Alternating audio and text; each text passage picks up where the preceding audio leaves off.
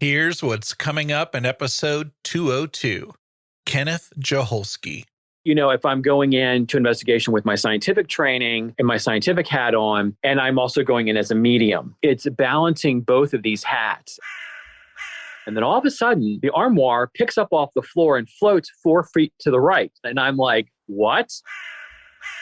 I love Lilydale. Lilydale is my second home. My friend actually lived on the property. Her home was directly across from where the Bang sisters used to live. They were famous physical mediums. And we'd sit there in the evenings and watch the lights go on and off in the upstairs and downstairs and back and forth. You know, it was like a disco show. When the lights came up, there were rose petals, hundreds of them, in the shape of a wing. They were hot to the touch.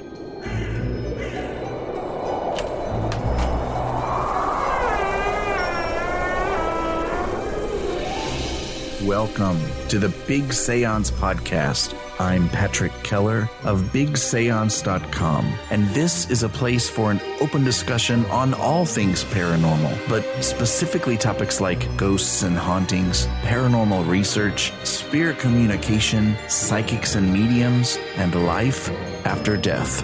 So basically, anything that pops up in my paranormal world. The candles are already lit, so you might as well come on in and join the seance. Happy New Year, paranerds. As I record this, it's New Year's Eve, and I just saw the sad news that Betty White died just short of her 100th birthday. She made it to the last day of 2021. And I'm just hoping she didn't see the light just before the end, only to see that 2022 was more of the same, and so that's why she peaced out. But if that's how it went, I don't blame her. But for real, please, Goddess, we have to have a better year in 2022. But regardless, you deserve all the attention today, Betty. Thank you for the laughs. Yes, but I'm not one to blow my own Vertuvenflugen.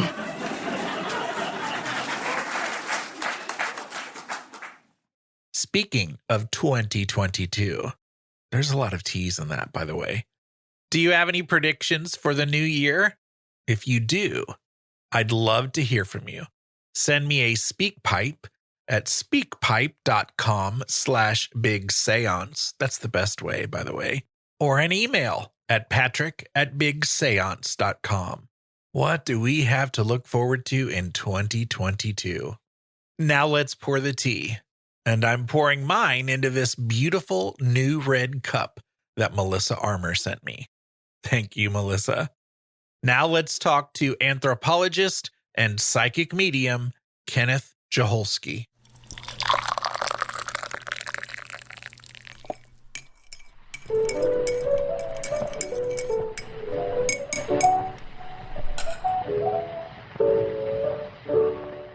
Kenneth Joholske is a native of Washington, D.C. He is a pianist, cultural anthropologist, and a medium. His mediumship manifested itself when he was 7 years old, and I can't wait for him to share that story. Later in his childhood, he would see the apparitions of loved ones in the family, and later confirmed by old photos that were kept by his great aunt and uncle. Both his paternal great-grandmother and great-aunt had mediumistic abilities and attended seances in Washington, D.C. in the 1930s and 40s. I hope you have photos of that because, oh my gosh, that makes me salivate. Later in his teens, his mediumship surfaced again while studying meditation and healing at the Center for Research and Enlightenment in Virginia Beach. After attending a spiritualist church in Washington, D.C., he met Carol Gasber, physical and trance medium, and friend and teacher who would instruct him for decades. In 2008, he started to attend classes and work as a message medium at Lilydale, spending summers during their season attending healing circles and seances. He continues to give readings and message circles today in Washington, D.C. Welcome to the Parlor, Kenneth. Thank you. Thank you. I am so excited to have you. You have been a longtime listener of the show and a longtime member of the Big Seance Parlor on Facebook. And a couple of years ago, Kenneth popped in on a live video on Facebook at some point, and he was telling us about some of the things he's involved in and some of the things I just read in his bio. And I was like, wow. Why did I not know about those things? And I think we need to get you on the show. It just took a while, but it's nice to have you. Oh, thank you. It's great to be here. First of all, cultural anthropology. Tell us what that involves. What is that? A cultural anthropologist, in the larger sense, we study human culture and how people interact within society, within their culture. And my specialty is First Nation and Indigenous healthcare. And I did my field work in the study of how Indigenous peoples access healthcare and prevention modeling for vulnerable populations within urban centers. And that's my specialty as a cultural anthropologist. That's what also makes you a scientist, right? That's right. That's correct. I have so many questions that I want to ask you first, and I can't ask them all first. We talked briefly before we started recording. You talked about how different it is probably from most mediums that I've had on the show. Yeah. That you are a scientist and a medium. And so how's that work? Well, it's interesting because, when I'm working as a medium and I'm opening to spirit and I'm working as I'm a clairaudient and a clairvoyant medium, a lot of times when I'm going into an investigation, for instance, and I have some stories I want to share about that, if I'm going into investigation with my scientific training and my scientific hat on, and I'm also going in as a medium. So it's balancing both of these hats. And I have a very funny story about that, where one of my first investigations was in the early 90s, where I was investigating a poltergeist disturbance in a house, in an apartment in Silver Spring, Maryland. And I was actually asked to come in initially to be an interviewer, to interview the person who was having the disturbance in their apartment. And I was invited by a friend of mine who was in the history department. So I go in thinking, okay, I'll interview this woman, see what's going on in the apartment. And, not anticipating the actual phenomenon that I would encounter, which was extraordinary. So I go in to interview this lady whose house is plagued by this poltergeist disturbance. And I'm interviewing her about what's going on. It's a very hot autumn day. So it's got to be in the 90s. This is Washington, D.C. area. We have really hellacious summers. And she had the windows closed. The AC really wasn't on high. So it was kind of a moderate temperature. And the apartment, the living room was rather spacious. So I'm sitting there interviewing her, and she's telling me all these stories about dead children visiting her at night and giving me this whole layout of what's going on.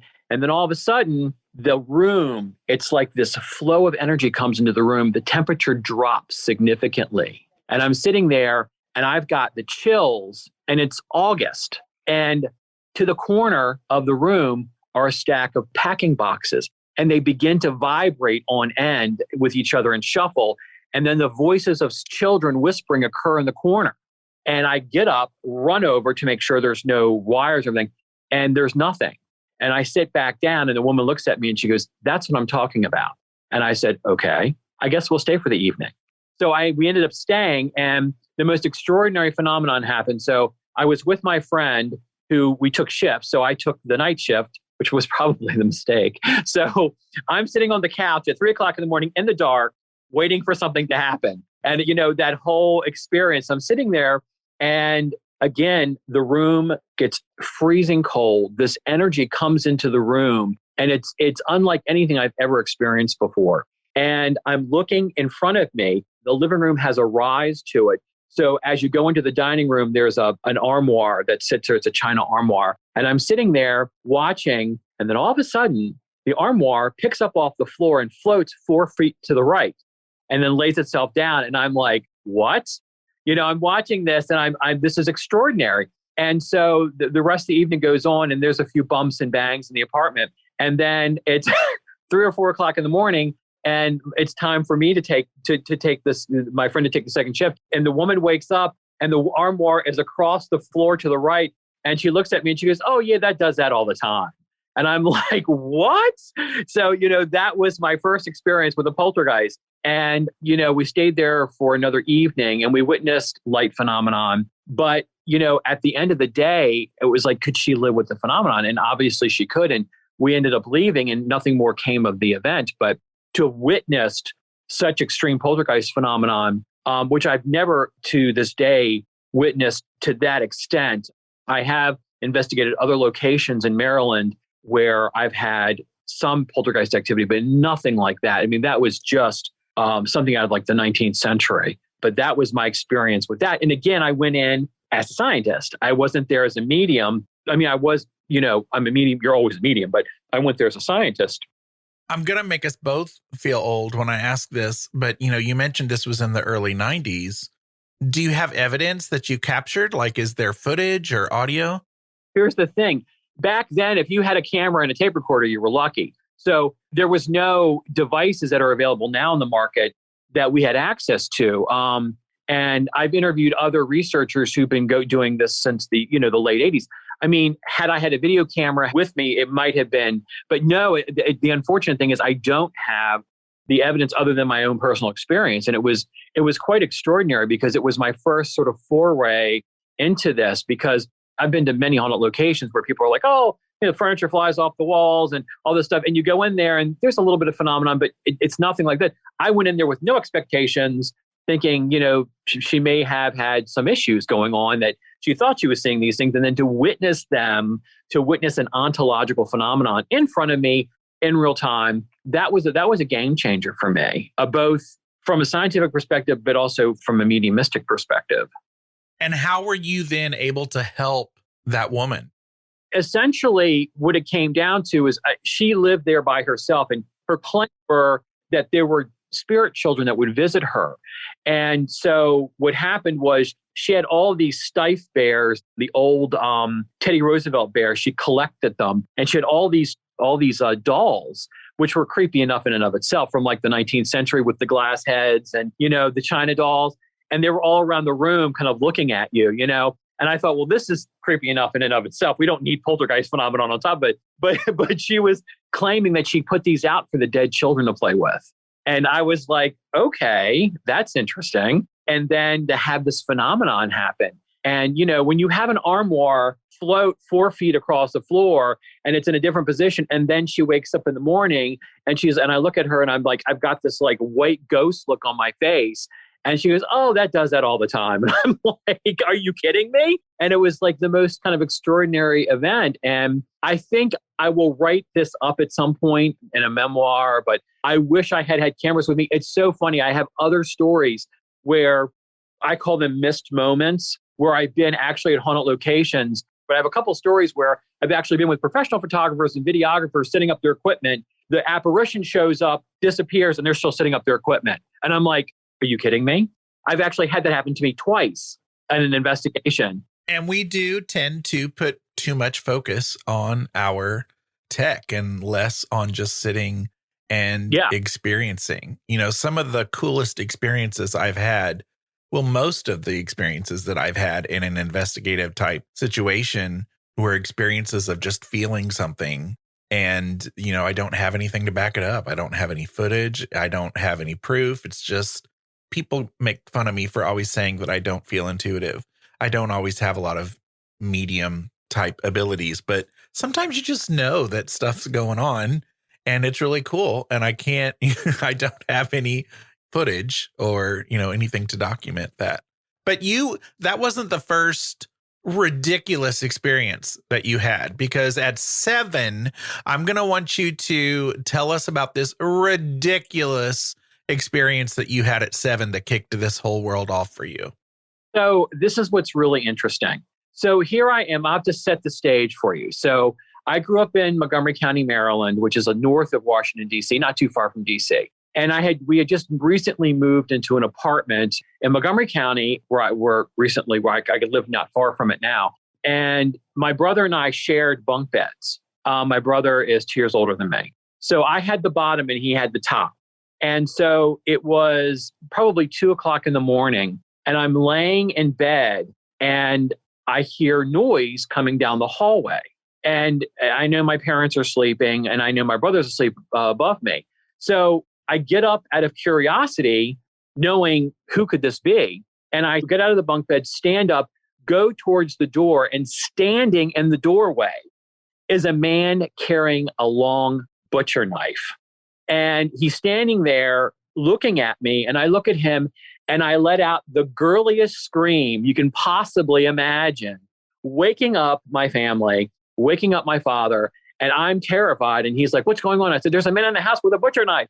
And so he's running around the apartment trying to find, looking to make sure the doors are locked, the windows are locked, and there's nobody there. There's like nobody in the house. And I saw this man clearly, in the doorway of my bedroom. And it was terrifying. And he looked at me, he's like, "There's nobody in the house." And I'm like, "I just saw a man with a butcher knife in the house." And realizing that he had essentially evaporated, he was gone. And I'm left there looking like a fool. And then I go back to bed, and he, it was just a nightmare. And it's like, no, I was fully awake, and I saw a man at my door. It's like, I felt like Jamie Lee Curtis, it was like, what is going on here? So, I was just like, that was my first, experience with spirit, was a man holding a butcher knife. You would think that would scare you away from mediumship entirely, but no, it didn't. As I got older and learning to meditate, and I became involved with the Association for Research and Enlightenment, because I had been doing reading after having this experience. I was going to libraries and looking up everything I could on psychic phenomenon and why this was happening. And I learned about spiritualism. And it wouldn't be until several years later that, after attending a mediumship healing circle, that I was directed towards going to a spiritualist church and learning to develop this ability. One of the women in my meditation healing group was herself a medium, and quite a good one. And at the time, I didn't know what all that meant. So, what it meant to be a medium, what it was to see spirit. But I've always had this connection. And I'll tell you, and I've explained this to other people. So for me, my mediumship is always there. It's never, I have learned to dampen the ability as I've done training and taken classes. But I tune in very easily. So mediumship for me is like breathing. It's like, it's just a part of who I am, and I incorporate it into my life. But there's so many stories I have of investigations. For some reason, comedy and mediumship and humor seem to go hand in hand. At least it does in my life, because, I feel like, it's like the Dame Edna of the spiritual world. I don't know. It's kind of, it's just kind of crazy, but it's just the way things work. But I love the humor, because spirit really responds to that. And when I give message circles or when I give private seances, usually when in the group, when the humor is up and people are laughing and having a good time, they really come through strongly. But, you have to learn to kind of work with the ability. And I kind of have to put my logical mind aside sometimes and put on my scientific hat, and sometimes just the opposite, where I put the mediumship hat on. But it's always there. It's just, I've learned to incorporate it. Promise me, when you do get a website, the tagline is going to be the Dame Edna of spiritualism. Absolutely. And I'll have a blue hair wig on, and I'll have glasses on. It'll be fantastic. You clearly had a supportive family who didn't shut this stuff down and was open to these experiences. Well, my father was, and it was after I got older and began doing readings and working as a medium on the side, basically, that my father opened up to me about his grandmother and great aunt. My great aunt was a secretary for Woodrow Wilson. So they grew up by the White House in DC. And so my great grandmother and her sister would attend seances. And here is the 6 degrees of separation that is amazing. So the Church of Two Worlds, which is the spiritualist church in Washington, D.C., it's a very prominent in the spiritualist movement. Reverend Burroughs founded it. They began doing seances at the French embassy because they had no place to meet in a formal church. So it turns out that my great grandmother and great aunt were a part of that circle. So the church that I was recommended to go to develop my mediumship was the church they went to, but I didn't know that then. That is what's amazing to me. So they were actually a part of that whole spiritualist movement in Washington, D.C., going to seances at the French embassy because initially they had no physical location to meet at. So do you feel like D.C. is still like this spiritual hub that is a cool place for spiritualists to be? I think there's aspects of it that are. I mean, I love Lilydale. Lilydale is my second home. I love upstate New York. Western New York is always going to be my second home. I've had so many wonderful experiences, both mediumistically and personally there.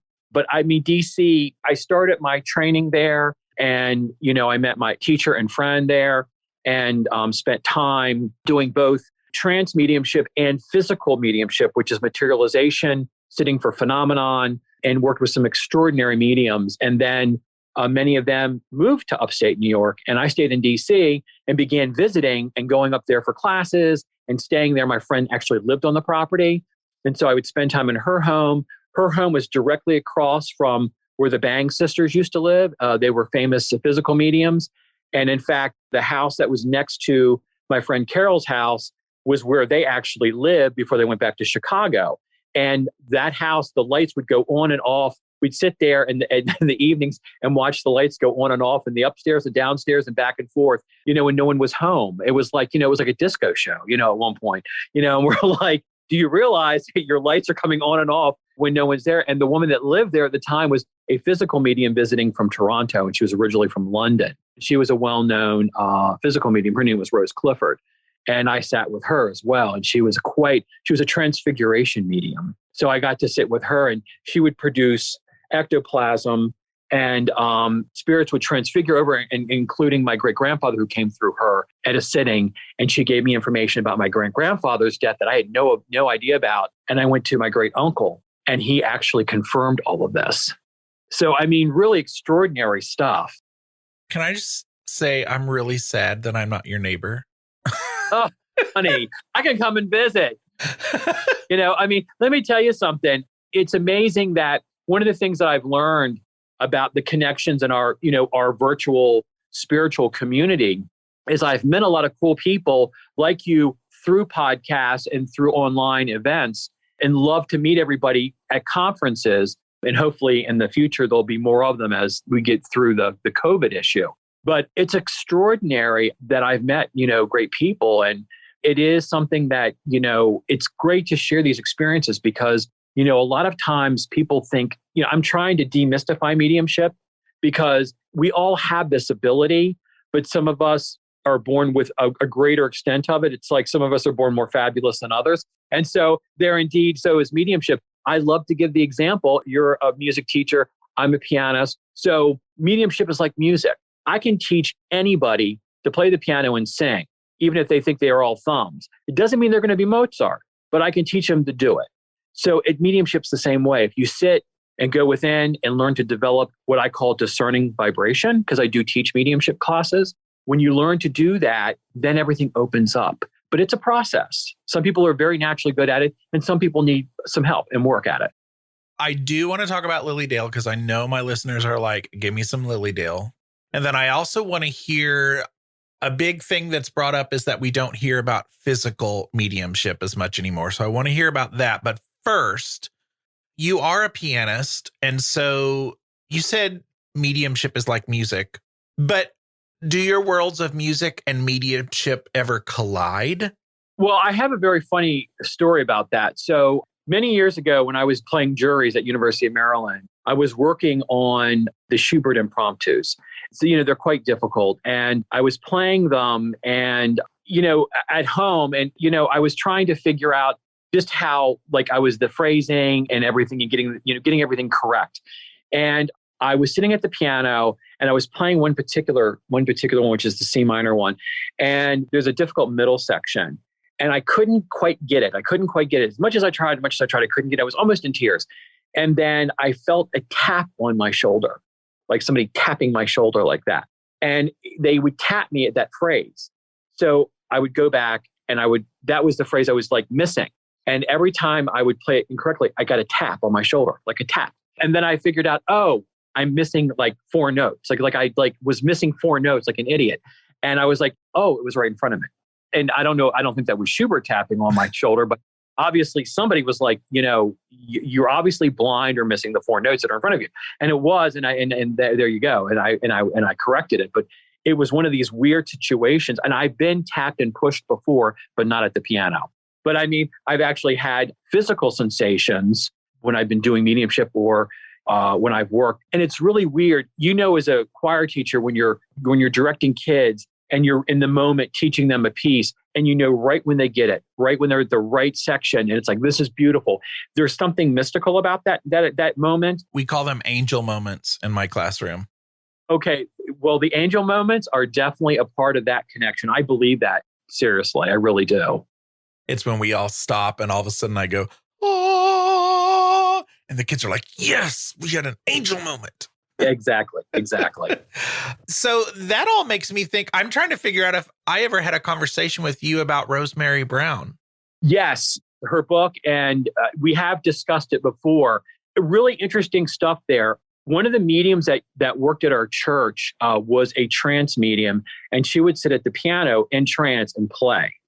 And she claimed that Rachmaninoff and Chopin would come through her. And she was a gifted pianist. I mean, having studied music formally and then hearing her play, I think her playing is what we call inspirational playing. Whether she was actually channeling, the great masters, that's questionable. But with Rosemary Brown, is if you've read the book, and I think there's a documentary about her as well. I've seen the documentary. I haven't read the book, and that's making me realize I need to make a note of that and buy it. Yeah, I actually have it here in the house someplace. But the thing about it is her claims was that, she was a housewife. She wasn't formally trained in music, but she could play a little bit. And then these composers began writing through her, Chopin and Rachmaninoff and Brahms. And, the end sort of course of this was her manuscripts were looked at by musicologists, and there was some back and forth as to whether or not what she was actually channeling was Chopin or Brahms. But the interesting thing was several of her compositions were sort of like dumbed down versions of what they would have written, but like the essence of their harmonies were present, but the complication of the music was not. So a lot of times they'd go, oh, this isn't real. But one musicologist, whose name escapes me, is in the book, said, the essence of the harmonies are present, but the complication of the music is not. So, whether Rosemary Brown was channeling through automatic writing, Chopin and Brahms, I mean, Byron Janis, the great concert pianist, is also interested in mediumship. And in his autobiography, he talks about working with a medium who supposedly channeled Chopin and visited his grave in Parlor in France and supposedly captured an image of Chopin by Chopin's gravesite. I mean, it's up for debate, but I definitely think, if you're open, I think that the channels are there. The only reason I know anything about Rosemary Brown is I happened to be in Kansas City with my sister. For a short time, they had this store that was, I'm going to forget what it's called, but it was very mysterious. They had lots of spiritualism things inside, but also just like historic funeral home things. And I mean, it was very paranerdtastic is what it was. And I found her album and I was like, what is this? Because just the cover of the album is so fascinating itself.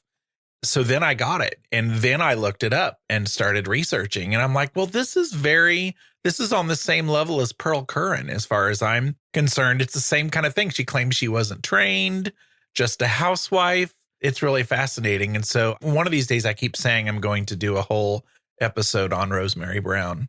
Yeah. And also Patience Worth, who was from that same area of the country, and her playing of her books, which originally she was going to win a literary prize, and they found out she was getting this through a Ouija board. They denied her the prize, and her works are still available. And there's a book called The Strange Case of Patience Worth, which I believe she was from that same region of the country. So I think that that's also something looking at for a future show would be cool. Absolutely. All right, let's get into some Lilydale. I don't know how you want to bring up Lilydale. So going back to the early 2000s, the late 90s, early 2000s, my friend had moved up there, had remarried and moved up there and lived on Library Street, which is one of the major streets, where the Healing Temple is and, the forest, and the Fox Sisters cabin used to be there, was arsoned in the early 60s. So that there's a plaque there. But it's a magical place. And there is the inspiration stump, which is in the back of the property where mediums have been giving messages since the 1880s. Lilydale used to be called the City of Lights before it was called Lilydale, because it was where all the progressive people would go. Oh, the early suffragists, Susan B. Anthony, Frederick Douglass would all go to Lilydale. And so when I was invited to go up and visit the property, it was just astounding. And having attended private seances as well, my teacher, Carol Gasber, who moved there with her husband, she was a physical medium and was a trumpet medium as well. So oftentimes at night, we would sit with trumpet and we would get noises and voices out of the trumpet, sitting together with a small group of mediums from the property. And also a lot of the Bang Sisters spirit portraits are also in the Canadian Hotel, the Maple Leaf Hotel, it's called the Canadian Hotel. And that is one of the oldest standing hotels, literally in New York, Western New York. And it's also very active as well. I've stayed in the hotel. It's also haunted. But, taking classes there, spending my summers there. And one of the really nice things is when I first went up there, I went up there with a group of people from the Church of Two Worlds.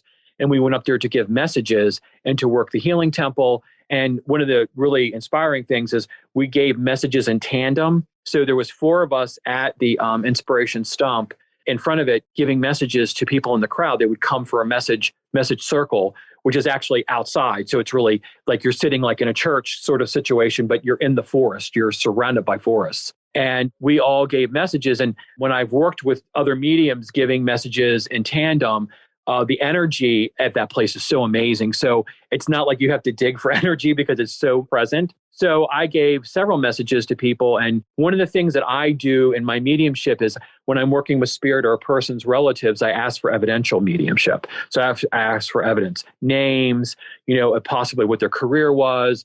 I came to a gentleman in the audience, and I'll never forget this. There was a man standing behind him. I could clearly see him, and he was dressed in a Marine outfit. It was either Marine or Navy. I couldn't, but I was describing the outfit to the gentleman, and it was his father who had died recently, but was in World War II and was a decorated soldier. And I just gave him what I saw, and he was just, his eyes went wide, and he's like, I wanted to hear from my father because he had recently passed from cancer. And I said, well, he's standing right behind you. I mean, it's very clear. I have another story around, I can caveat really quick on that story. So my father passed in 2009 and his best friend passed several years later, but his best friend Frank's sister was still alive. Her son had passed away quite tragically. And I want to give an example of what happened. So I went to her home to basically console her and comfort her, but she knows a medium. So I'm standing there talking to her, and she had this drapes behind her that illuminated light that was coming through. The sunlight was coming. It was a late afternoon. And her son, the energy was so strong. Her son was right there next to me. And I could feel his energy. And he obviously wanted to make a connection with her. And he kept telling me about jumping through a hoop into a swimming pool. He was showing me himself jumping like a circus line would jump through a hoop. He would jump through a hoop and land in the swimming pool. And I'm like, what is this? So I turn to her and I go, your son is telling me that he's jumping through a hoop into a swimming pool. And I'm like, this is what he's showing me. And he's very happy about it. And she broke down in tears and she said, that is the last thing I saw him do before he killed himself. And that was the connection, was him jumping through a hoop into a swimming pool and being very joyous about it. And the energy was so strong, I thought he was going to actually materialize in the room. That's how strong his energy was there for me. And she says, oh, where is he at? And I said, he's standing right here. He's standing right to my right. And she's like, I don't see him. I said, well, honey, he's right here. Trust me. And he gave me a few more messages to give her, which was more confirmation. And then as soon as that connection was made, if she felt healed from it, he was gone. Boom, out of the room. And that's another example of what I'm talking about, where there's clairsentience and there's clairvoyance at the same time. But I made that connection. But Lilydale, I've always gone back and forth to Lilydale, and they give classes there, and I would attend classes and healing circles. And I was very fortunate enough because I knew the mediums on the property. They often would have seances at night. Many of them were physical mediums. And physical mediumship, by the way, is still alive and well. People still do trumpet. It's just not taught as well as mental mediumship is. And I have trumpets here. I work with trumpets. I don't always get phenomenon. It's not always guaranteed. But my teacher was a physical medium and could produce phenomenon with trumpet. And so when I would sit with her, I have several stories of sitting with Carol. When I moved to my first big apartment here outside of Washington, D.C., I had a housewarming party. Half the audience were people that weren't paranerds or spiritualists, and the other half were from work, from my job at NIH. And some of them were interested. So what ended up happening was I invited Carol over. So we did a after party seance. And I said, we're going to have a seance now. If you would like to stay, you can. if you'd be freaked out by it, you don't have to stay. You can go home. So some people left and then some people stayed. So Carol sat down at this huge wooden table in my living room. And what happened was she went into trance and she came through, and one of her guides came through, which was a man, and it was a much more gruff voice. And she was completely in trance. The entire wooden table, which probably weighed about 40 pounds, lifted off the floor. We had our feet on it. Like we had our feet on top of it as it lifted up, and it stayed there for about 10, 20 seconds. And then it dropped. And she came out of trance and she ran into the kitchen and had to drink out of the faucet. Her vocal cords were so dry from channeling. And this energy was so intense in the room. And people were like gobsmacked at what they had just witnessed. And I'm like, this is physical mediumship. This is physical phenomenon. And this went on for about 20 minutes when we had this going on. And then it turned into sometimes physical seances will turn into message circles. So after the phenomenon ended, then people wanted, I gave messages, Carol gave messages, and there was another medium in the room that also gave messages. But I find that when you have a group of people and the energy is right, you tend to get this phenomenon. And so I've witnessed this both in the seance as well as in investigations. I've heard independent or direct voice phenomenon as well, doing investigations. So yeah, Lilydale was amazing. And I still go up. My friend passed away into spirit 2 years ago, and I miss her dearly. But it was an amazing experience, and I learned so much. I studied with Carol for about 30 years. So since I was a teenager until she passed. Any apport or ectoplasm experiences? Oh, absolutely.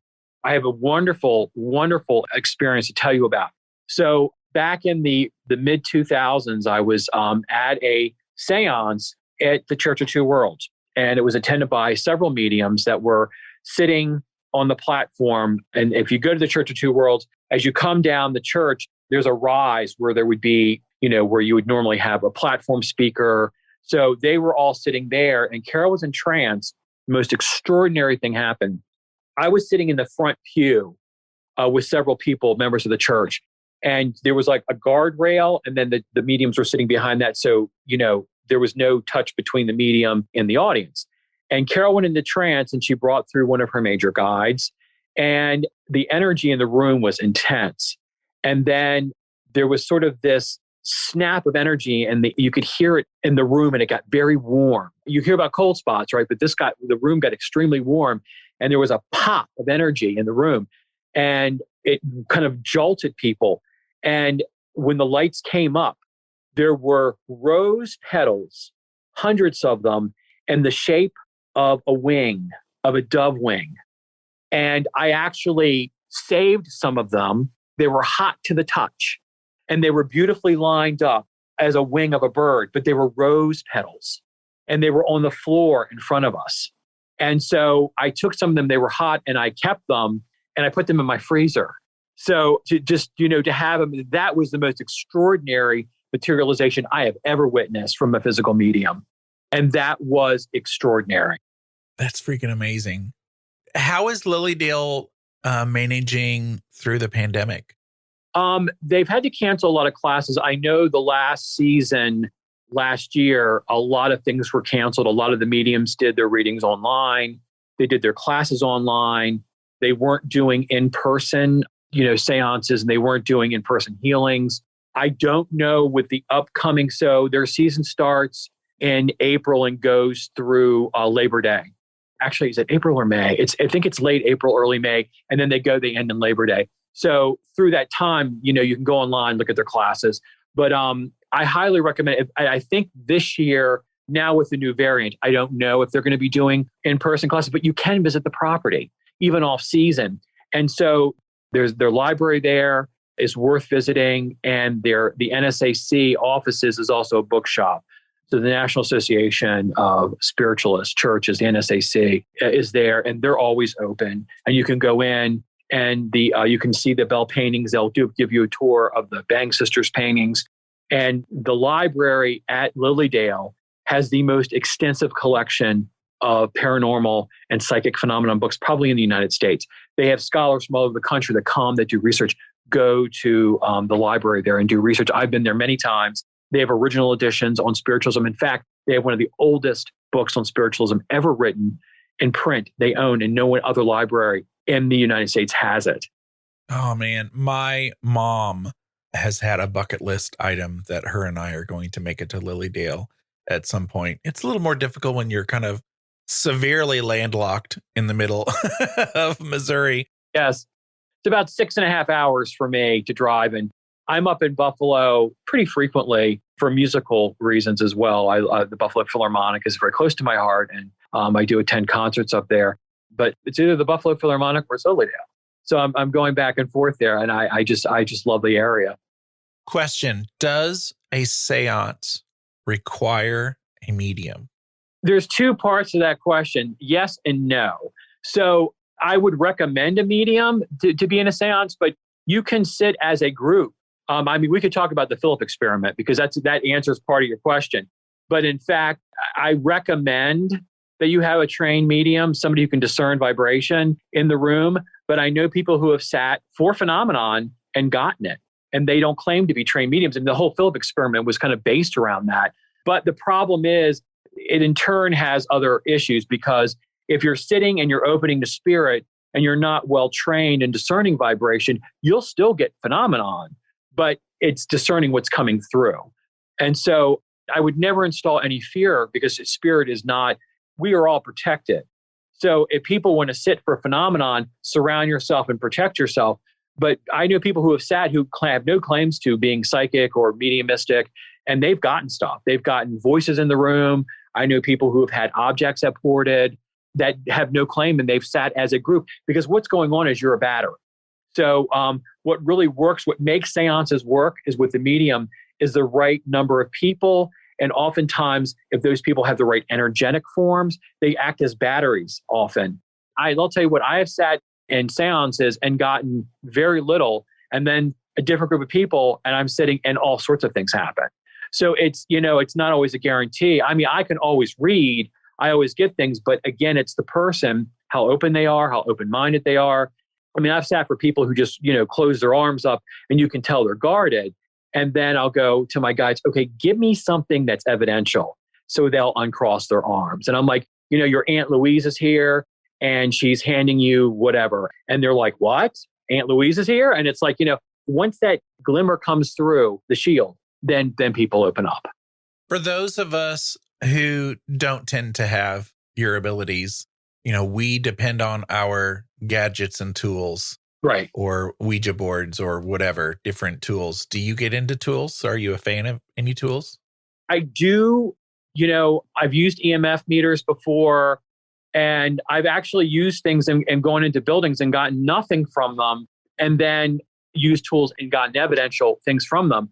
The problem with a lot of things is you can go into an area and get nothing reading on your devices, and yet the phenomenon will be produced. A lot of times things are spontaneous, and you oftentimes get things before you're able to turn a tape recorder on or even your camera's on. I mean, it's great in these shows where they show people already, they have, cameras set up before they start investigating. And if you have all that equipment and can do that, that's wonderful. There's a property that I've investigated, which unfortunately the state of Maryland demolished. It was called the Henryton Institute. It was a very famous asylum in Western Maryland. And before it was demolished, I had gone in for several investigations. Other groups have gone in there before.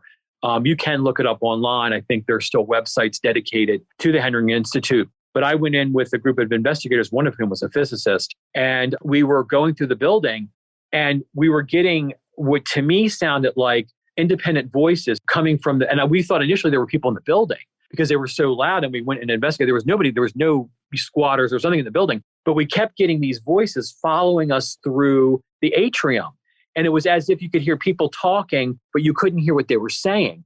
And these voices followed us for about 5 or 6 minutes, and then they dissipated. And as we were walking through the building, the physicist that was with us had a non-contact thermometer, and it was 90 degrees out. It was blazing hot. And we looked up to the building adjacent to the theater where we were at, because the Henryton Institute had a theater, a very famous theater, as well as administrative buildings. They were, of course, all abandoned. And we looked across the way and we saw a shadow figure walk through the window. And the window had no panes in it, so it was just the frame of the window. And we looked through and we clearly saw a shadow person. And we're like, what, So my friend took his non-contact thermometer and aimed it at the window. It registered 30 degrees. The ambient temperature outside was probably in the upper 80s.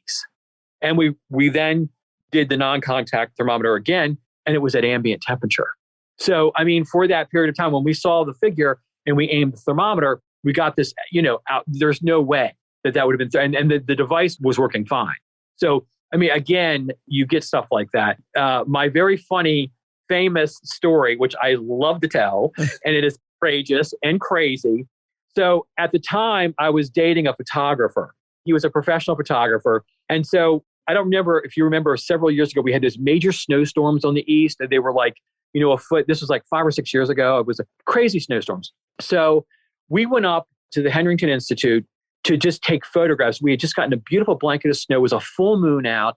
So the idea is we were going to go, I had 2 other professional photographers. They were going to go and do long exposure shots of the theater with the moonlight and the white snow. And it was going to be like, they were going to take pictures, not to do an investigation. So I'm there, and all these photographers are setting up their equipment, and they're, going to do a long exposure shot of the theater. And it's sort of buttressed by 2 beautiful ivy bushes. So you're looking up a hill and you see the theater, and there's this beautiful blanket of snow and these 2 beautiful green ivory bushes. So they were setting up their cameras, and we were sort of talking, drinking coffee, and talking about, what we're looking at and everything. And as we both look up and they're setting up their cameras, a full apparition, it's like something out of Ghostbusters, floats across the green bushes, across the way, and then disappears on the other end while they're setting up their cameras.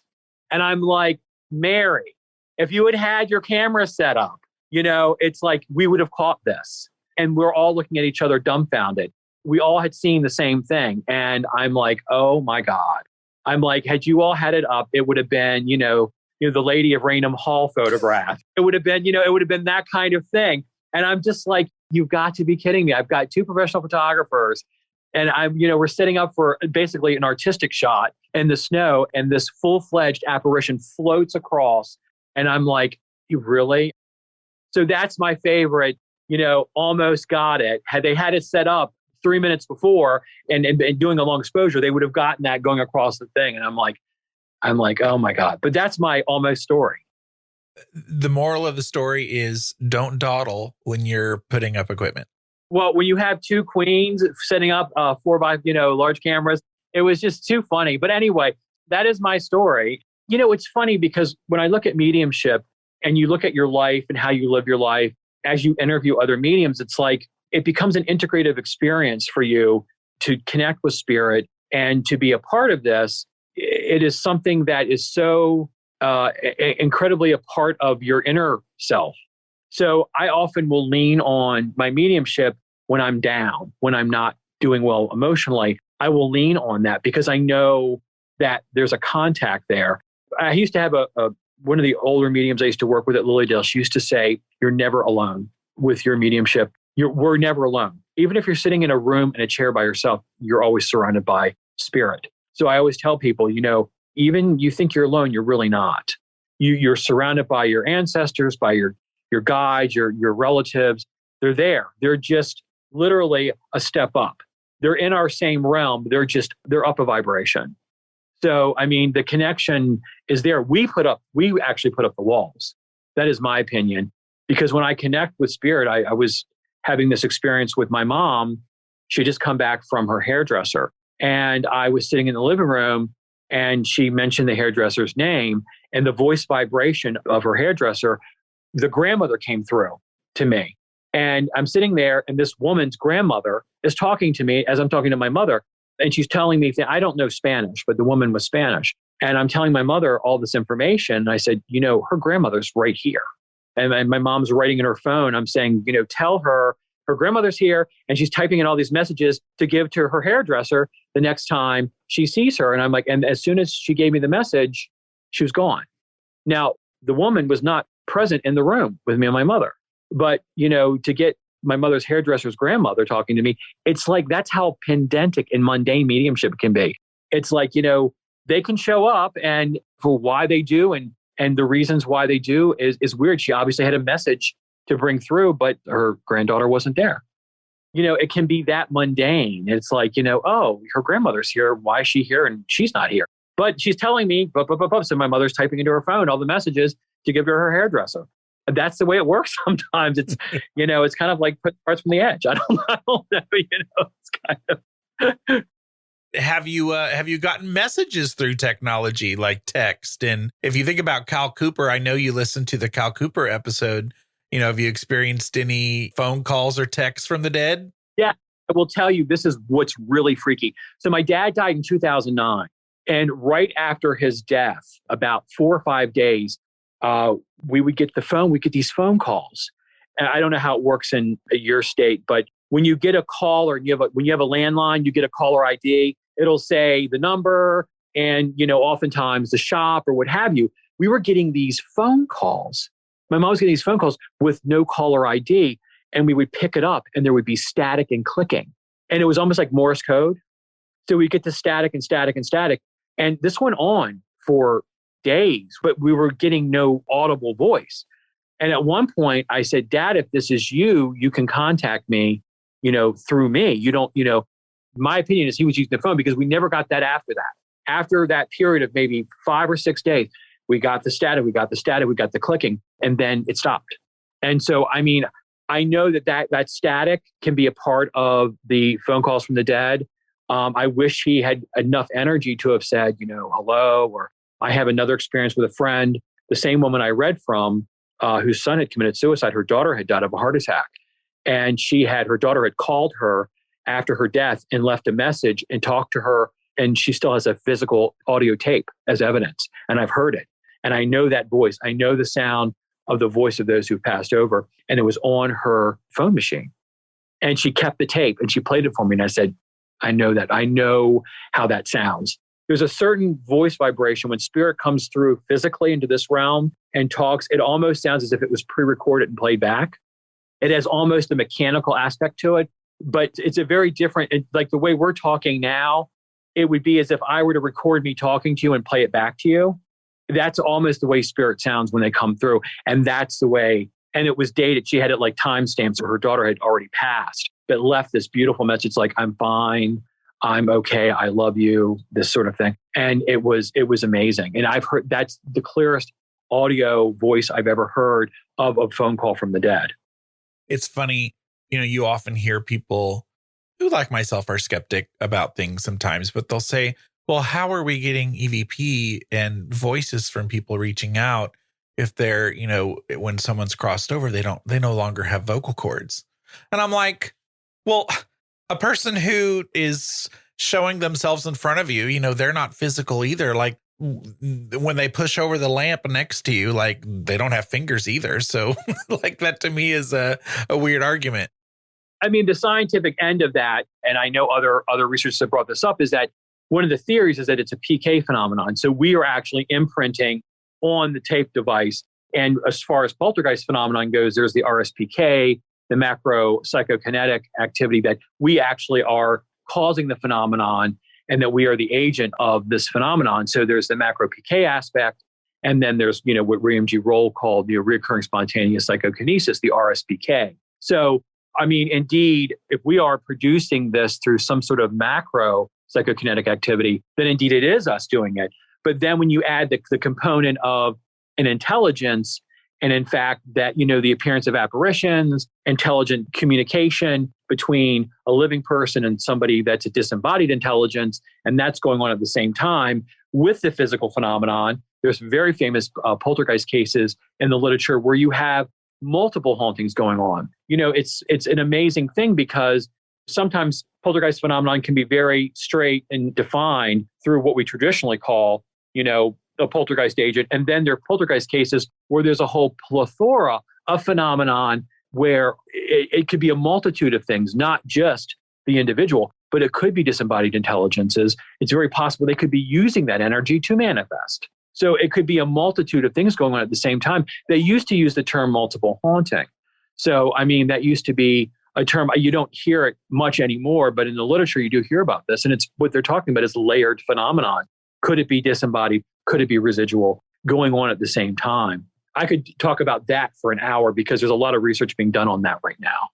Knowing what you know about this field and mediumship, with your abilities and your education, and what is something about our current world and fascination with the paranormal that gets on your nerves? So here's the thing. So the technology thing, I'm very a part of.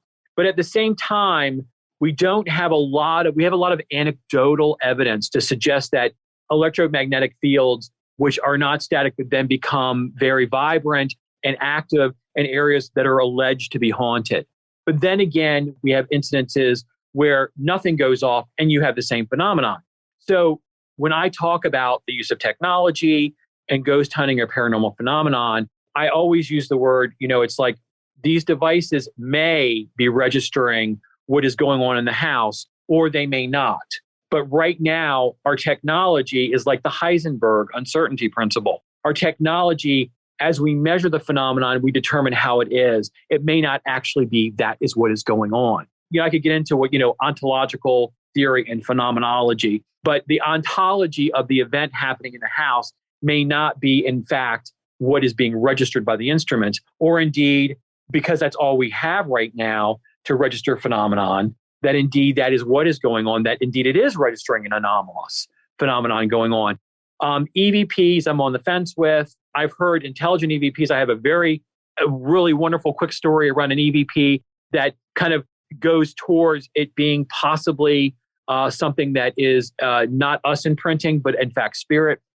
Several years ago, I was invited to a site called Edwards Ferry, which is right off the Monocacy River. And it was the site of the last battle of the Civil War, called the Battle for Washington, or the Battle of the Monocacy.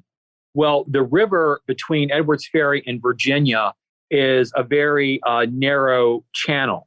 And so the crossing was easy for the Confederates to try to come across. Well, there was an archaeological site going on right across Edwards Ferry. It was a storehouse, and it was being excavated and restored by the Parks Department. And so it's 2:00 in the morning, freezing cold, and I'm with a friend who has a digital recorder. And so I'm looking around at, there's claims of apparitions, there's claims of direct voice phenomenon going on at the site where this battle occurred. It's like Gettysburg or Antietam, which was closely located. I've actually had experiences there as well. But we're standing there, it's 2:00 in the morning, getting ready to figure out where, we want to go and what we want to do. And so I said, let's pop inside the storage house. And the quick story behind that was, during the Civil War, any Marylander that was caught sort of supporting the Confederate causes, a lot of times their buildings were burned or what have you.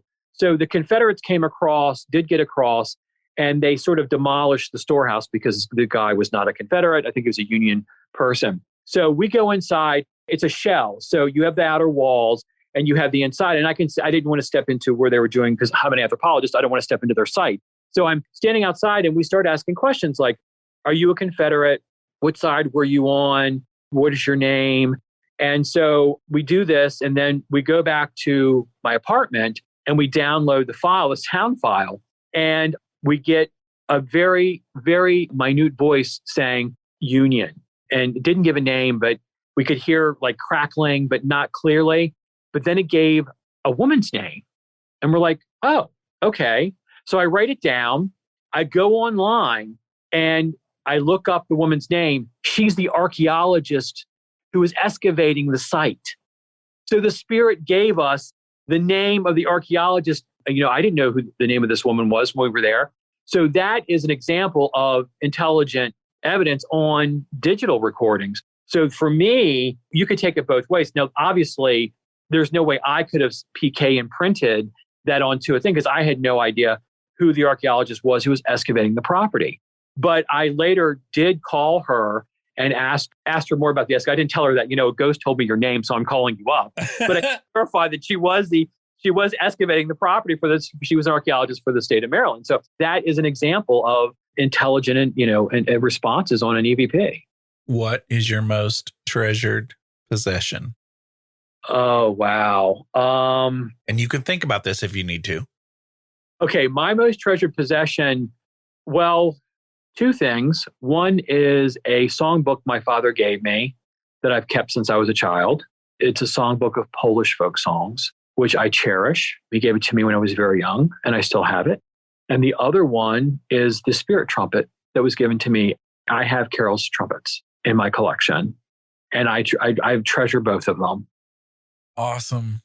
You're going to pique a lot of people's interest on a lot of things in this episode. I know that because we've talked about a lot of things, and this has been awesome. How do people best find you, and, what services do you offer? Do you do a lot of just like word of mouth? Because you have a lot of things going on. Yeah. People can reach me through Facebook. I'm on Facebook. They can reach out to me. Just make sure that when they reach out to me that they mention that they heard me on your program. And I do give readings. One of the things I've been wanting to do so much is start doing spirit circles, doing public seances and readings where I'm reading for more than one person. And I love to teach mediumship, and I love to teach discernment, as I call it, and getting people in touch with how they can communicate with their loved ones in spirit. And I'm a conduit, but I believe we all have this ability. So I'm very much wanting to educate people about spiritualism and mediumship. And I also like to teach the history of spiritualism. I'm very knowledgeable about that. And I guess I can provide a big bibliography at some point. One of my favorite authors that I always like to promote when I talk about spiritualism, and you may be familiar with him, his name is Colin Wilson. So Colin Wilson, the British writer, his book Mysteries, one of the best books on poltergeist phenomenon ever written, is called Poltergeist, A Study in Destructive Haunting by Colin Wilson. And that book really, I think, is one of the better books. William G. Roll's book, of course, I think you've read, which is very technical and scientific, is excellent. Colin Wilson's book. Colin Wilson was just a great overall scholar in this field, and actually had worked with Abraham Maslow's work in peak experiences and looking at how that may be a window into opening up psychic phenomena. Because what a peak experience is when you clear your mind. You could be sweeping the floor, doing the dishes, and then all of a sudden you hear a voice of a loved one or a message, and you write it down, and later it turns out to be a precognitive experience. So it's sort of in those moments of relaxed consciousness that we have these peak experiences. And that could be a window into, and kind of Colin Wilson calls this thing called Faculty X in his books. So I recommend Colin Wilson to a lot of people that are novice to this field. He's excellent. Even in my research as an anthropologist, studying shamanic and ritual traditions and other cultures, often offered me insight. I've studied shamanic traditions in many indigenous traditions, and many of their traditions often reflect modern spiritualism and modern mediumship, especially physical mediumship. So some of the traditions of the Lakota in particular have reminiscence of physical seances. So, there's a lot out there, and I look forward to doing future classes, and people can contact me, and I do readings on the phone. I can do that as well. So I love sharing this because it's a part of our humanity, and mediumship is a part of our humanity, as is our psychic abilities, as much as anything else. And we sort of have to embrace the humanity of our own abilities. And it's a part of all that. You are so fabulous to talk to, and we could talk to you all day long. And you can tell that we could you would be a never ending fount of information if we kept asking you questions. Do you have any final thoughts? My final thoughts would be, I want everybody, your listeners, to realize how absolutely fabulous they are. And number two, to embrace their inner gifts, to go inside and find out what it is that they're passionate about in this field. It could be automatic writing, it could be EVP, it could be whatever it is. Let that be your gateway. And here's the other important thing, and I want to stress this. Find a good teacher, because we all have these abilities. And like being music teachers, you could have a gifted kid, but they need your mentorship to develop their musical abilities or their voice. Mediumship's the same way. Find a good teacher. I'm always a resource. I'm here for people that want to know more, but find yourself a really good instructor that's trained in spiritualism, that's been a medium for a while, or a good psychic, and really work with them, because this is really a sharing experience. We all grow together. I can't tell you, had it not been for Carol, I don't know where I would have been. I've been clairaudient all my life. I've had these abilities, but it wasn't until I got a good teacher who sat me down and said, okay, this is what we're going to learn to develop this. We're going to work with you so that this doesn't, drive you crazy, so that you're able to deal with your mediumship, dealing with hearing a spirit and sensing them on your terms, working with your guides and teachers and knowing who they are, working with your family and your relatives who are in spirit and they're around you, believe me, it's a safe, wonderful thing. Kenneth, you rock. Thank you.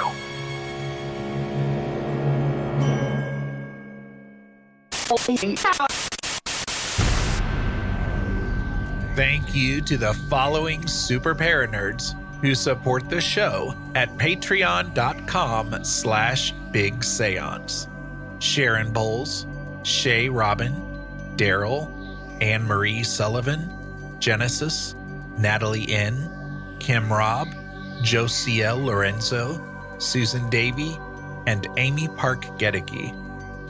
My supporters at the Parlor guest level, who can be found at bigseance.com/Parlor guests, are Allie of Hocus Pocus Collector, Miranda from SpookyLittleHalloween.com, Linda from ShimmeringMoons.com, Ann Rekovich from OzParatech.com, Janae Michaels from Grey House Tarot and Farm Artifacts, Chelsea from Cheers with Chelsea, Mitchell Coombs from MitchellCoombs.com, Sarita Cockerham, Christine Rath-Selhe, Mindy Kentop, Hope Pataglia, Cassie Keller, Melissa Armour, Diane Rax, Nettie, Dina DeCastro of Dina DeCastro Astrology, Bruce Williams, Christopher Kohler, Lana and John of Carbon Lilies, Jim Budd, David Rubenstein, and Norman and Linda Keller.